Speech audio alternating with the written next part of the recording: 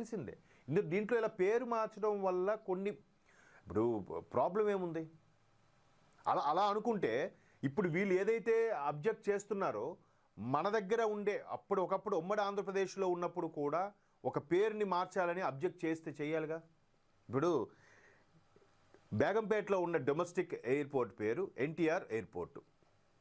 ఎన్టీఆర్ దాని పేరు, ఇప్పటికీ డొమెస్టిక్ అదే పేరు ఉంది, చాలామందికి తెలియదేమో. బట్ ఇంటర్నేషనల్ ఎయిర్పోర్ట్కి వచ్చేసరికి దాన్ని అదే ఎన్టీఆర్ ఇంటర్నేషనల్ ఎయిర్పోర్ట్ అంటే ఎంత బాగుండేది. రాజీవ్ గాంధీ ఇంటర్నేషనల్ ఎయిర్పోర్ట్ ఏంటి కదా. ఇప్పుడు ఫర్ ఎగ్జాంపుల్ ఒక ఊర్లో ఒక స్కూల్ ఉంది, ఒక ప్రైమరీ స్కూల్ ఉంది. ప్రైమరీ స్కూల్ పేరు ఎన్టీఆర్ పాఠశాల అని ఉందనుకోండి, దాన్నే హై స్కూల్గా మార్చితే ఎన్టీఆర్ ఉన్నత పాఠశాలగా పేరు మార్చాలి, అంతే కదా. మళ్ళీ దానికి తీసేసి వెంటనే రాజీవ్ గాంధీ ఉన్నత పాఠశాలను ఎలా పెడతారు? అప్పుడు ఎందుకు వీళ్ళందరూ, ఇలాంటి వాళ్ళందరూ ఎందుకు అబ్జెక్ట్ చేయలేదు? ఇట్లా అంటే చాలా సగటు పౌరుడు, సగటు ఓటర్ యొక్క ఆవేదన ఇది. నేను అనుకుంటున్నాను. అంటే నేను ఈ మధ్యకాలంలో సోషల్ మీడియాలో వచ్చినవి కానీ, లేదా కొన్ని పుస్తకాలు రిఫర్ చేసినవి కానీ, కొన్ని కల్పితాలు అయితే అయి ఉండొచ్చు. కల్పితాలు 90% అయితే 10% మాత్రం వాస్తవం ఉంది.